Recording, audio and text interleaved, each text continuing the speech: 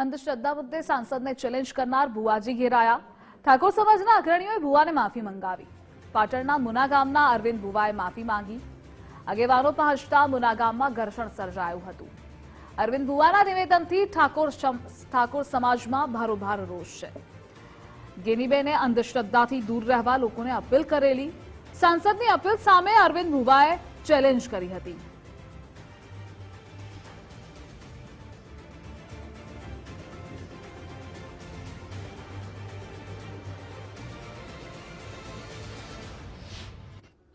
બીજા જે અંધશ્રદ્ધામાં ફસાયેલા લોકોને મારે આજે વિનંતી કરવી છે કે આવા લોકોથી ડરો નહીં। આ લોકો તમારી સામે હુમલો કરશે, તમને કોઈનો દેહનો ડર બતાવશે, તમારી સામે જે પણ એવા હાથગંડા અપનાવશે, પણ આવી રીતે ગભરાતા નહીં। અને તમારે ક્યાંય પણ તકલીફ પડે તો અમને કહેજો, અમે તમારી સાથે છીએ। અને આવા પાખડીઓ ક્યાંય પણ આવે તો તમે અમને કહેજો। તો અંધશ્રદ્ધા મુદ્દે સાંસદને ચેલેન્જ કરી હતી આ ભુવાજીએ। આખરે તેમણે માફી મંગાવી।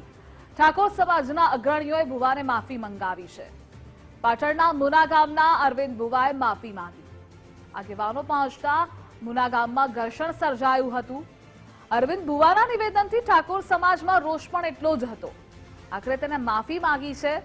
આપને જણાવી દઈએ કે ગેનીબેને અંધશ્રદ્ધાથી દૂર રહેવા લોકોને અપીલ કરી હતી।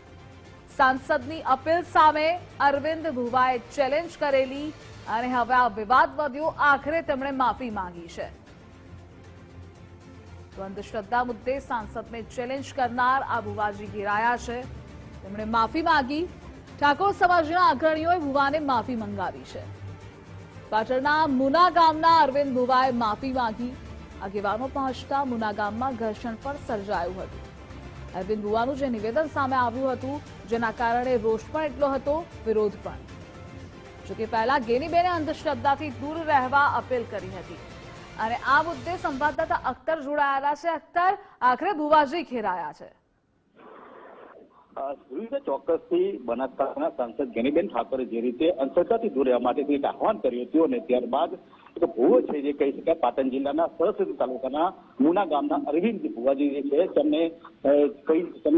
તેમના પડકાર સામે જીવ્યો હતો અને કહ્યું હતું કે જે અંધશ્રદ્ધાની સામે જે બોલ્યા છે તે ખોટી વાત છે। મારા જોડે 50,000થી પણ વધારે લોકો બાધા સાથે જોડાયેલા છે અને તેને લઈને એક વિવાદ છે તે વકર્યો હતો। અને આજે જયારે ગઈકાલે રાત્રે જયારે સમાજના લોકો જે ભુવાજીના ઘરે ગયા હતા અને ત્યારે તેના અનુયાયીઓ અને સમાજના જે લોકો છે તે આમને સામને આવી ગયા હતા। ત્યારબાદ કહી શકાય કે જે ઠાકોર સમાજના લોકો છે તે ભુવાજીને જઈ અને તેમને માફી પણ મંગાવડાવી હતી, પરંતુ કહી શકાય કે જે અત્યારે જે આમને સામે થયા હતા તેને લઈને કહી શકાય કે તેમને એવું કહ્યું હતું કે જે લોકો છે ઘર્ષણ ના થાય તેને લઈને માફી માંગી છે, પરંતુ આનાથી પણ વધારે કોઈ વિવાદ રોકી શકે તેવું તો હાલ દેખાઈ રહ્યું છે। જી જોડાવા બદલ આભાર આપનો।